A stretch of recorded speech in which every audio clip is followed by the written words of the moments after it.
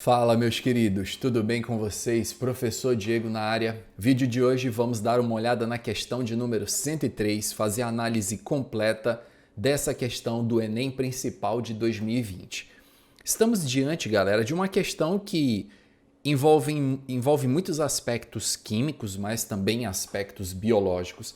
Como eu falei para vocês em resoluções anteriores, essa prova do Enem de 2020, algumas questões estavam muito bem divididas no sentido de serem de biologia ou também serem questões que envolvam conhecimentos químicos. Então foi feita aqui uma combinação muito boa. Essa questão 103, o enunciado dela, questão 103 da prova azul, o enunciado diz assim: o dióxido de carbono passa para o estado sólido, que é o gelo seco, a menos 78 graus e retorna ao estado gasoso a temperatura ambiente. O gás é facilmente solubilizado em água, capaz de absorver radiação infravermelha da superfície da Terra e não conduz eletricidade. Ele é utilizado como matéria-prima para a fotossíntese até o limite de saturação. Após a fixação pelos organismos autotróficos, o gás retorna ao meio ambiente pela respiração aeróbica, fermentação, decomposição ou por resíduos industriais, queima de combustíveis fósseis e queimadas. Apesar da sua importância ecológica, seu excesso causa perturbações no equilíbrio ambiental. Considerando as propriedades descritas, o aumento atmosférico da substância afetará os organismos aquáticos em razão do quê? Redução do potencial hidrogeniônico da água, restrição da aerobiose pelo excesso de poluentes, diminuição da emissão de oxigênio pelos autótrofos, limitação da transferência de energia entre os seres vivos, ou é retração dos oceanos pelo congelamento do gás nos polos. Muito bem, galera. O que vai acontecer aqui? Nós temos várias características químicas importantes para essa questão. Eu vou destacar algumas aqui para vocês que eu quero explicar logo na sequência. Então, vamos aqui comigo.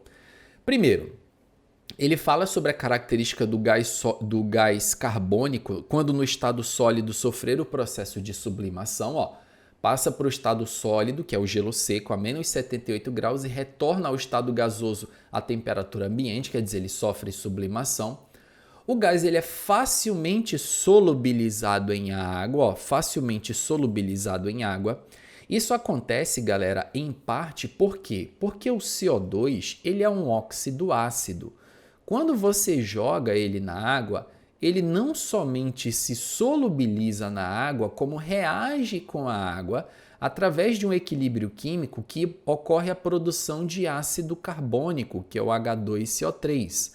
Aqui vocês estão vendo um óxido ácido, que é o CO2, em contato com a água, produzindo um ácido, que é o ácido carbônico, facilmente solubilizado em água.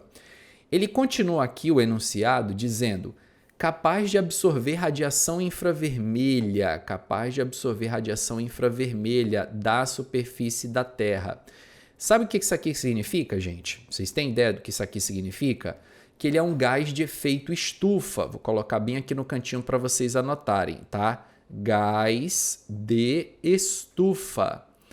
O CO2, ele é um gás que tem a capacidade de absorver radiação infravermelha, ou seja, ele é um gás de efeito estufa. Ele promove o aquecimento global, ele promove o efeito estufa. Mas vejam, cuidado, tá? Esse aquecimento da superfície do planeta, dentro de certos limites, é fundamental para a existência da vida. É o que nós chamamos de efeito estufa. Quando esse gás ele é liberado em grande quantidade para a atmosfera, aí você já passa a ter um problema ambiental que é o aquecimento global, tá? E essa questão de absorver radiação infravermelha, isso não é só uma característica do CO2, mas é uma característica muito forte também do metano. Gases que têm a capacidade de absorver essa radiação infravermelha e tornar o meio mais quente são chamados de gases de efeito estufa ou gases de estufa. Existem vários gases de estufa, como é o caso do CO2, do metano. O vapor de água, gente, é um gás também de efeito estufa, mas eu quero destacar esses dois caras aqui, CO2 e metano. O CO2, principal componente da respiração dos seres vivos, no caso a respiração aeróbica, que até ele fala aqui, produzido, retorna ao meio ambiente por meio da respiração aeróbica. O CO2 ele é produzido também por reações de fermentação, ó, já estamos vendo aqui. Ele até coloca aqui, ó, já vou pegar esse ponto da questão. Após a fixação pelos organismos autotróficos, ou seja, essa fixação do CO2 ocorre por meio da fotossíntese, porque esse CO2 ele é incorporado às moléculas orgânicas e cai na cadeia alimentar. Ele vai voltar ao ambiente pela respiração, então ele volta na forma de CO2. Então o animal foi lá e comeu o vegetal, ele comeu essa matéria orgânica que contém carbono, que esse carbono veio da atmosfera mediante CO2 e esse animal vai respirar e na hora de liberar gás ele vai liberar gás carbônico. Processo de fermentação produz gás carbônico, decomposição produz gás carbônico e também metano. Resíduos industriais, queima vai produzir gás carbônico, queimadas irão produzir gás carbônico. Então, o gás carbônico é produzido por esses diversos meios. O metano, galera, ele é produzido principalmente por decomposição, tá? E algumas atividades que também promovem a formação de metano, principalmente decomposição na ausência de oxigênio, que é a decomposição anaeróbica. Vale ressaltar, gente, que o metano ele é um gás de efeito estufa muito pior do que o CO2. Então, se você tiver uma mesma quantidade de CO2 e metano, o metano ele tem um potencial de absorver radiação infravermelha muito maior que o do CO2. Só para vocês terem uma ideia, uma molécula de metano equivale aproximadamente a 21 moléculas de CO2 na questão de absorver radiação infravermelha e gerar calor. Poxa, professor, o senhor está dizendo então que muito mais perigoso do que o CO2 na atmosfera é o metano. Sim, é o metano. E vocês sabem que o metano, gente, ele é produzido principalmente pela pecuária, tá? A criação de gado. A criação de gado, ela libera muito metano. Por quê, galera? Porque para e pensa comigo. A vaquinha, ela não trabalha, ela não estuda, ela não é um vestibulando, como você não está preocupada com nada. Ela passa o dia todo, galera, comendo e soltando os pãozinhos dela. Então a vaquinha tá de boa ali, tranquilo, ó, só jogando metano para a atmosfera. E esse excesso de metano produzido pelo gado gera um impacto ambiental muito grande. É por isso que os ambientalistas, os veganos, essa galera toda é contra essa criação excessiva de gado, porque existe também a questão ambiental relacionada a isso aí, tá? Então ele fala aí da fixação, aí ele continua dizendo que apesar da sua importância ecológica, seu excesso, perturba o equilíbrio ambiental. Claro, muito CO2 produzido, a gente mais joga CO2 para a atmosfera do que os vegetais têm a capacidade de incorporar ele novamente. Isso gera um desequilíbrio, tá? Se você aumenta a quantidade de CO2 atmosférico, isso vai afetar, essa substância vai afetar os organismos aquáticos.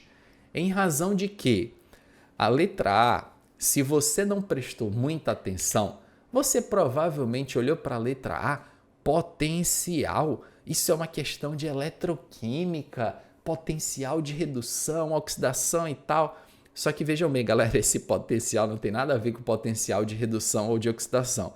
Se você não lembra, meu querido aluno das aulas de Química Básica, potencial hidrogeniônico, a sigla é pH. Sim, o Enem pegou pesado aqui com você, tinha que lembrar desse detalhe.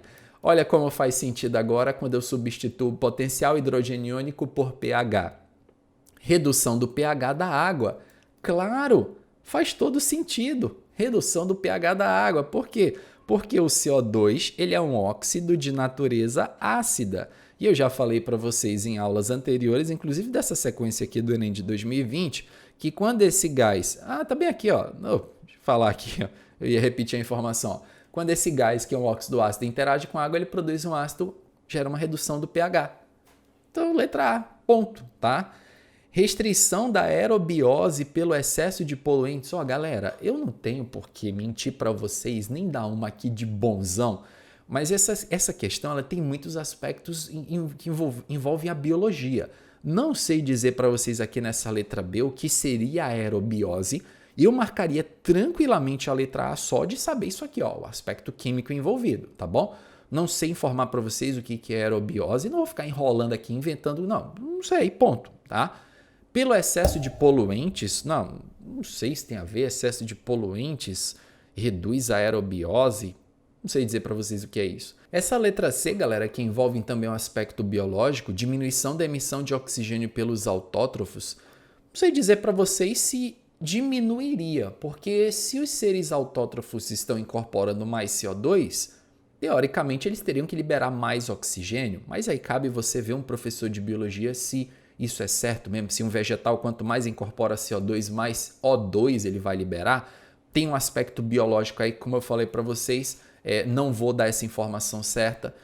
A letra D, limitação de transferência de energia entre os seres vivos. Aí também a gente tem uma análise mais voltada para o campo biológico. E a letra E, retração dos oceanos pelo congelamento do gás nos polos, tá? Congelamento de gás, nos polos, ele está se referindo ao gás carbônico. Se tiver, os polos também não vão atingir essa temperatura que seja suficiente para congelar o gelo seco, porque essa temperatura já seria uma temperatura absurdamente baixa. Beleza, galera? Então vocês perceberam que essa questão ela tem a análise química dela, por isso que eu coloquei aqui como sendo uma questão de química, mas existem várias outras alternativas, como a letra B, a letra C e a letra D, que envolvem aspectos biológicos para você verificar o porquê que elas estão erradas. Mas só com o conhecimento químico eu sei que vai haver redução do pH, porque o CO2 é uma substância de natureza ácida, beleza? Espero que vocês tenham gostado dessa resolução, galera. Não esqueça de deixar o like e compartilhar com os amigos para ajudar no crescimento. E muito em breve eu volto para darmos sequência à nossa playlist Questões de Química do Enem de 2020. Grande abraço, gente. Até a próxima. Valeu!